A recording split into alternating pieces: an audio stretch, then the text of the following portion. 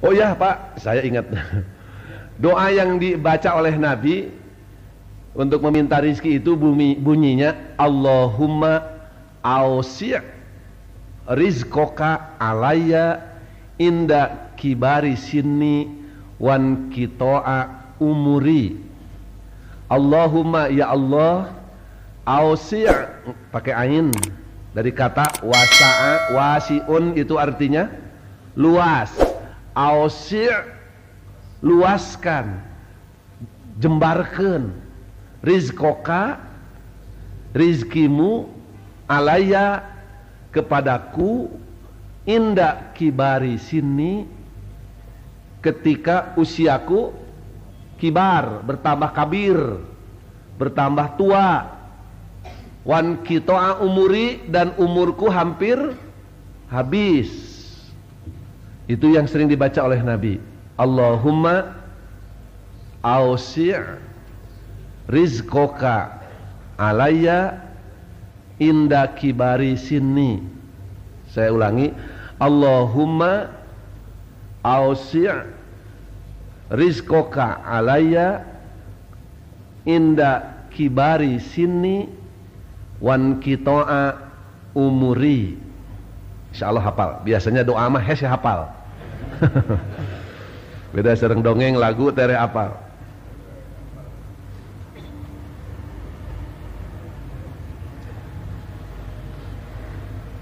Jadi yang kedua, taubat akan diterima jika dilakukan sebelum ajal tiba atau sebelum kiamat terjadi. Kemudian di surat Ali Imran ayat 133-136 ditunjukkan ada 4 syarat nampaknya yang perlu kita perhatikan. Dimulai dengan perintah wasari'u ila maghfiratin mir rabbikum. Bersegeralah kamu kepada ampunan dari Tuhanmu. Wa jannatin, dan bersegeralah kamu ke surga. Arduhas samawati wal ard. Jadi amal-amal yang akan mengantarkan kita ke surga, yang arduha, luasnya surga itu as-samawati wal ard, seluas langit dan bumi. Ini mungkin kalau dalam bahasa Indonesia termasuk gaya bahasa hiperbolistik. Jadi untuk menunjukkan saking luasnya, tertawanya membelah angkasa, begitu. Untuk menunjukkan betapa menggelegarnya tertawa orang itu. Ini juga luasnya surga itu seluas langit dan bumi. Disediakan bagi siapa? Uiddat lil muttaqin, disediakan bagi orang-orang yang bertakwa. Yang bertakwa itu siapa saja, karakternya, sifatnya apa saja. Di sini dijelaskan alladzina yunfiquna fis sarra'i, yaitu orang-orang yang suka berinfak, menunaikan zakat, infak, sodako, fis sarra', baik dalam suasana senang, usaha sedang maju, hidup sedang bahagia, wadorro, dan ketika dalam keadaan sulit, sempit, usaha sedang turun, rugi, hidup sedang susah, diliput oleh kemalangan, semangat untuk infaknya tidak pernah surut. Meskipun mungkin jumlah infaknya lebih kecil, tetapi semangat untuk infaknya tetap kuat. Tapi dari urang mah biasana ge lamun keur senang, usaha maju, dapat untung, jempling. Nggak pernah cerita bahwa dia dapat keuntungan besar karena takut orang minta. Tapi kalau lagi usaha rugi, hidup sedang susah, wah, bunyi ditabeh, ceplak we bibirna teh siga nu keur ngurek. Unggal aya tamu ke rumahnya, pangheulana disuguhkeun teh kasusah. Aduh, aya namanya usaha teh hirup teh curiga we katamu teh sigan rek minta sumbangan we jangan eta kitu. Orang yang bertakwa, orang yang semangat infaknya tidak pernah surut. Karena tentu saja nilai di sisi Allah tidak diukur semata-mata dengan besar dan kecilnya.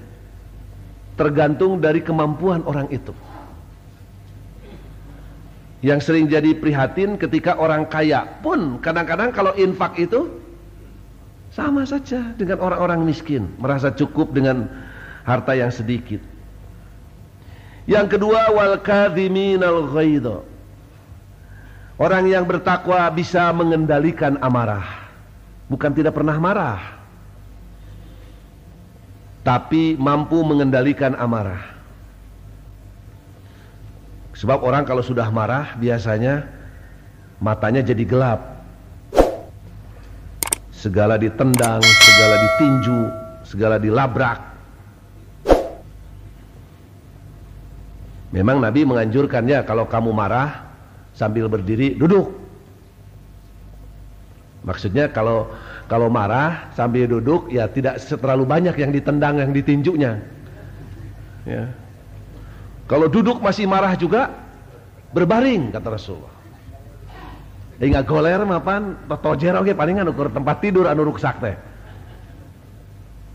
Kalau berbaring masih marah juga wudu kata Nabi. Karena marah seperti itu dari setan, setan dari api, dengan harapan mudah-mudahan dengan wudu amarahnya berkurang. Duka lamun wudu marah keneh tah. Kerbakeun kuduna teh eta mah.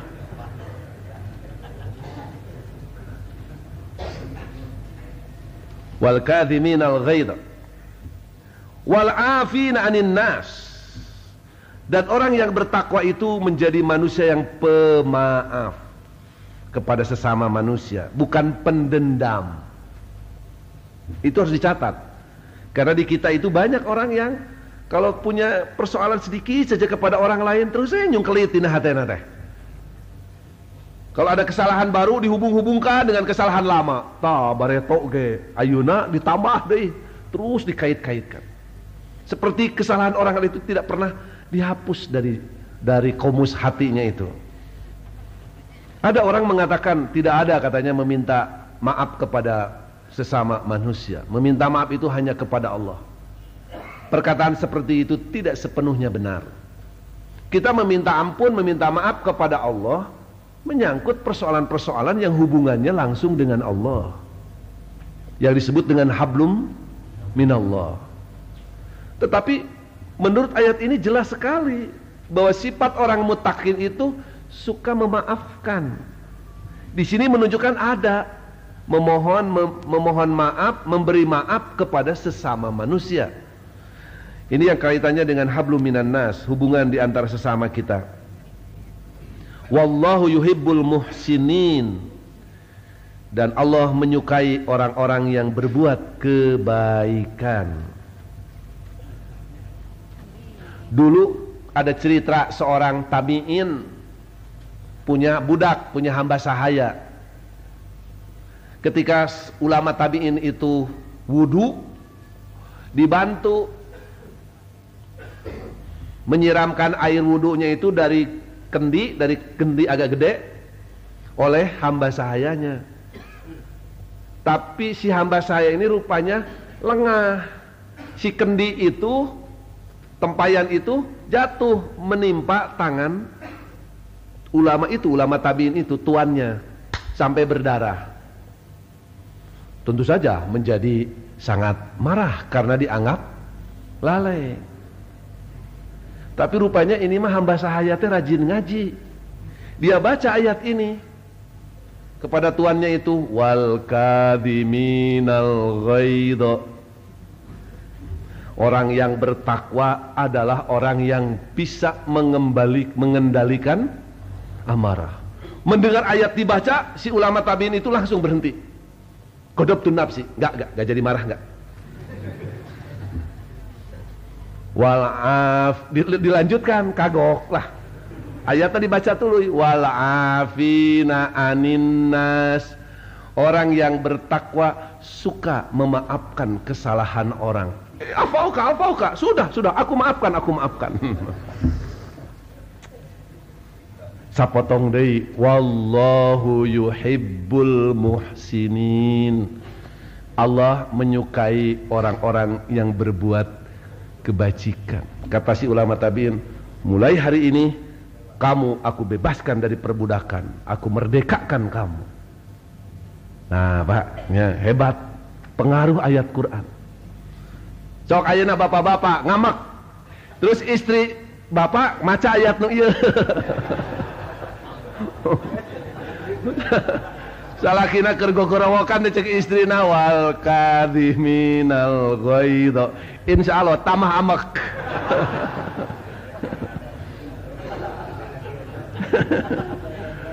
Pokna teh cenah aing ngamek sia kalah ngaji.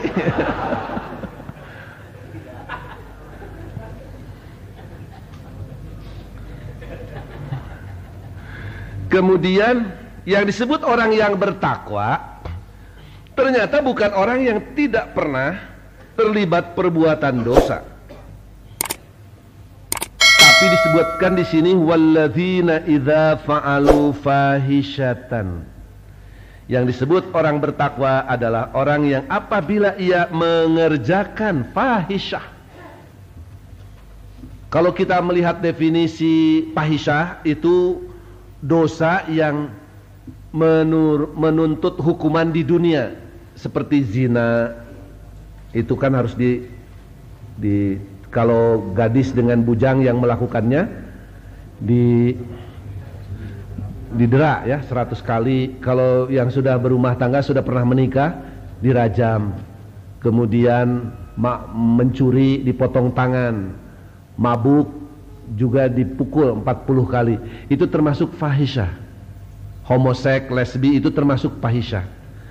Kalau ada orang mukmin melakukan perbuatan-perbuatan dosa yang menuntut hukuman tadi, itu khusus. Lalu ada yang umum, audzalamu anfusahum, atau mereka zalim terhadap diri mereka. Nah ini dosanya lebih umum lagi. Kalau zalim kepada diri, ia mengkhianati ilmu, iman. Itu bohong, menggunjing orang, menghina misalnya, itu adalah perbuatan dosa. Tapi kita lakukan juga. Nah pada saat itu kita termasuk orang yang zalim terhadap diri karena mengkhianati ilmu dan iman. Dzakarullah. Nah di sini disebutkan beberapa catatan syarat lah katakan untuk taubat itu. Ia ingat kepada Allah. Ia sadar bahwa walaupun ia melakukan perbuatan dosa itu sendirian, Allah yang keduanya. Lalu yang kedua, pastaghfaru lidzunubihim. Nah ini kaitan dengan taubat itu. Syarat yang kedua, ia segera meminta ampunan. Istaghfaro itu wajan istaf'ala, mengandung arti meminta ampunan atas dosa-dosa mereka. Wa man yaghfirud dzunuba illallah. Man di sini artinya tidak ada yang bisa mengampuni dosa kecuali hanya Allah. Kemudian jadi ingat kepada Allah bisa dikatakan sebagai syarat ketiga. Kalau saya urut dari atas tadi, yang pertama tadi taubat itu dilakukan segera, yang kedua sebelum sakarat atau sebelum kiamat, yang ketiga dzakarullah, ia ingat kepada Allah, yang keempat istighfar, memohon ampunan. Kemudian yang kelima walam yusirru ala ma fa'alu, dan ia tidak mengulangi lagi perbuatan yang sudah ia lakukan. Ongko itu dosa, tapi dikerjakan lagi. Wahum ya'lamun, dan yang keenam ia mengerti, ia paham mana yang harus diamalkan dan mana yang harus ditinggalkan. Ulaika jazaohum magfiratun min rabbihim. Nah, jadi kalau syarat ini dipenuhi, jaminannya Allah akan memberikan ampunan kepada mereka, bahkan disediakan wa jannatung tajri min tahtihal anhar, surga yang mengalir di bawahnya sungai-sungai khalidina fiha, mereka kekal di dalamnya, wa ni'ma ajrul amilin, dan itulah nikmat itu sebalik dari bi'sa, sebaik-baik pahala orang yang beramal. Yang dimaksud dengan khalidin itu abadi, bisa dalam pengertian abadi waktu, kekal, tidak pernah berhenti. Bisa juga abadi dalam pengertian nikmat yang diterima. Kan kalau di dunia itu kenikmatan itu sebentar-sebentar. Kalau kita makan dengan daging terus bosan, rindu dengan asin. Dengan asin terus ate. Ya. Nah di surga itu nggak ada pernah ada perasaan jenuh, bosan seperti itu. Khalidin. Di neraka juga khalidin bisa dalam pengertian waktu, tidak pernah keluar dari neraka. Juga bisa dalam pengertian sakitnya itu tidak pernah ada menurun. Kalau kita sakit gigi kan Pak, jeletot, rep, gitu ta. Sekadang-kadang, alhamdulillah ya, rep ya, jeletot deh tadi dunia. Di akhirat, di neraka itu nggak ada rep, nggak ada tot gitu terus. Sakit, panas gitu, nggak pernah merasa reda. Kemudian di bawah saya kemukakan dua hadis yang menggambarkan bahwa taubat itu tidak dengan syarat tidak mengulangi. An Abi Hurairah an Rasulillah, dari Abu Hurairah dari Rasulullah qala, Rasulullah bersabda, innal abda, sesungguhnya seorang hamba, seorang manusia, idza ahta'a khati'atan, apabila melakukan sebuah perbuatan dosa, nukitat fi qalbihi nuktatas sauda'u, nukitat fi qalbihi nuktatus sauda'u, akan nempel di hatinya itu noda hitam. Fa'idha huwa naza'a, apabila ia kemudian berhenti dari perbuatan dosanya itu, wastagfaro, dan ia meminta ampunan, wataba, dan ia bertobat, sukila qalbuhu, hatinya bersih lagi, mengkilap lagi. Jadi kalau kita berbuat dosa, digambarkan dalam hadis ini ada noda hitam dalam jiwa seseorang itu. Tapi kalau kemudian ia beristighfar dan bertobat, setelah ia terlibat dosa, bersih lagi. Tapi wa in ada, jika ia mengulangi dosa yang tadi belum diminta ampunan, sudah ditambah lagi dengan dosa berikutnya, zida fiha, bertambah noda hitamnya itu, hatta ta'lu wa qalbahu, sehingga semakin tinggi kadar kotornya itu di dalam hatinya.